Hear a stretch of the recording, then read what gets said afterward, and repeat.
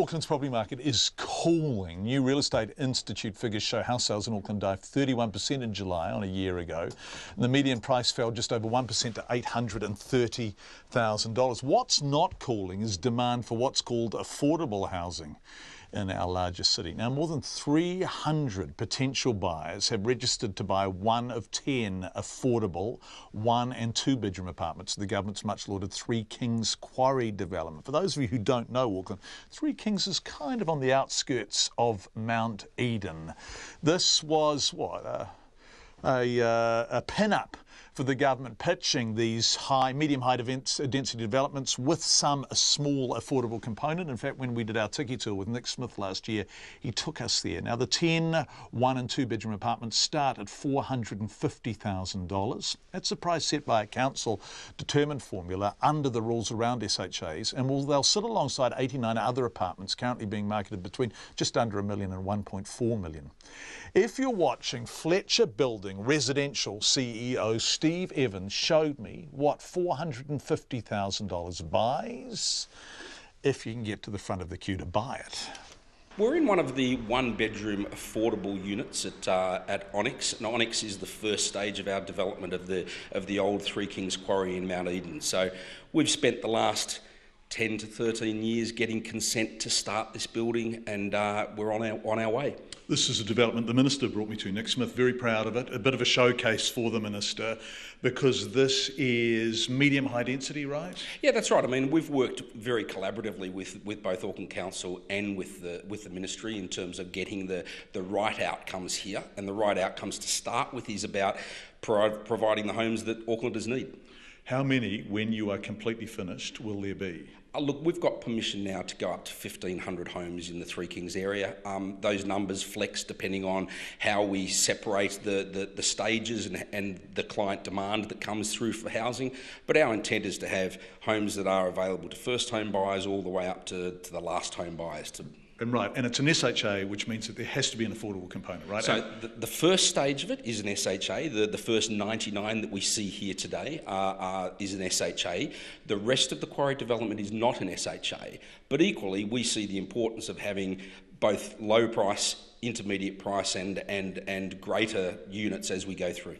Right, so we are in an SHA. How many homes, apartments, whatever, will there be in this SHA? So we've got 99 in the SHA. Of those 99, we have 10 that are deemed to be affordable. On top of those affordable ones, we've got some Fonzie flats, which are little studios. They're not included in that figure. Of the 99, there are about 80 apartments, 16 terraces, and 3 of those Fonzie flats. How much is this place? This place is going for just over $450,000. We think that's very good compared to the open market one-bedders, which are similar to these ones, which are going for close to $700,000. Right, what do you get for $450,000? Oh, look, you get, first of all, the experience of Three Kings. This area is brilliant in terms of the community that's already created around here. In terms of physical attributes, you get over 50 square metres of an internal apartment. As you see behind you, you've got this fantastic deck, north-facing, and really just part of the community that we're trying to build here at Three Kings. Okay, so 50 square metres, so it's about twice the size of an average hotel room? Yeah, very well, depending on which hotel, I guess, John. But yes, absolutely. And look, we've designed this so that every square metre of the 50 is usable. So the focus from our point of view is on good quality design, and that applies whether you look at an affordable unit or whether you look at any other type of unit. Car park?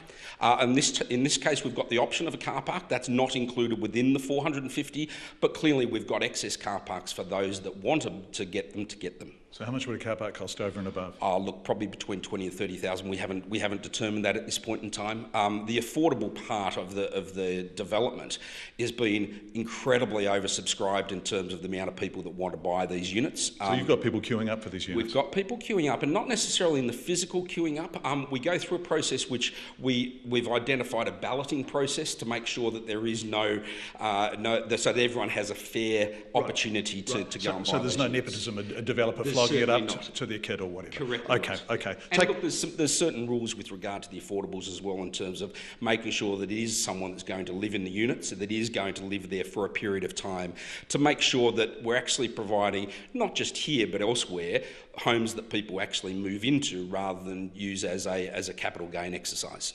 Right, show us what you get. So. Yes, okay. So, the easiest way of explaining it, you've got a kitchen around the back which has oven, four electric hob, obviously full size for the refrigerator, and you can see from an open plan point of view, we very much like the fact that it is an open plan kitchen dining. If you look at the space that comes from the island bench out to the window, it's suitable to have a kitchen table and then to have a lounge setting, so that you've got that ability to live in the apartment as well. Sliding doors that then take you out into the onto the deck area. Again, as I said before, north facing.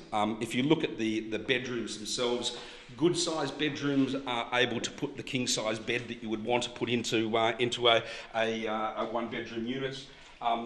With obviously good cupboard space, and then into a bathroom area which has got all the normal facilities you'd like. I mean, we haven't taken shortcuts in terms of providing the fit out of these units, and that's important, because everyone that lives in our developments are an important part of that community that we're building. Let's go and see the bathroom, because Brad, our cameraman, has just backed in there doing nice work going backwards. Brad. So this is it. Yeah, so look, this is a great standard bathroom. It's got the heated towel rail. It's got a great shower, and in terms of you'd be hard pressed to notice any differences between this and the open market, because there aren't any. Now, this is a big question, and it's it's way beyond your scope, because it speaks to issues in Auckland, but this is $450,000, right? Just over 50 square metres, and it's nicely done. But people in the rest of the country are going to be saying, what the bloody hell? And this is affordable. And look, we deliver a two-bedroom house in Canterbury for $350,000. So we appreciate that there are different metrics that operate between various parts of the country. Why is it that we can do 350,000 two-bed units down in two-bedroom houses down in Canterbury and not up here? One bedroom for 450 in Auckland. And there are a lot of reasons for doing so. I mean, I sat on the mayoral task force, and there's not one silver bullet that's going to fix affordability in Auckland. So why is a one-bedder with no garage, no car park in Auckland 450, and a two-bedder standalone in Canterbury 350? What's the difference? Well, clearly it's not building materials prices. I think that one of the things that we see is it starts with the land price, and land price clearly is more expensive in Auckland than it is in most parts of the country. You've then got the costs of the consenting processes and the costs of development contributions and infrastructure growth charges, and that just gets us to the section size. After that, you've then got to build and then go and sell. And let's remember that the right ingredients for Auckland is not necessarily expecting that my first home is going to be 6 kilometres from the city in great built-up locations. And that's why, from a business point of view, we have a whole range of products at a whole range of price points throughout Auckland. And people want these places, do they? What sort of demand have you had for your 450 one-bedders? Look, from an affordable point of view, we've got over 300 on the list of people that want to buy here. And that's over 300? Over 300. And how many available? We've got 10 in the first stage, and as we go and develop the rest of Three Kings, obviously we'll be wanting to put more, because it is about providing that balance. You've got to provide those opportunities for first home buyers, and you've got to provide those opportunities all up through the various family stages to those that want to downsize out of the areas just north of us and come into a low maintenance and great community that we're building here. Steve Evans, who is the CEO of Fletcher Building Residential. So, if you were listening rather than watching, what you get for $450,000 is a one-bedroom, 54 square metre apartment with a deck outside. That is pretty small, 54 square metres. The average hotel room is about 25 square metres, so it's small. But in Auckland, $450,000 is considered affordable, and the other one-bedroom units that are not affordable because they're in an SHA are much more expensive. People are queuing up for them.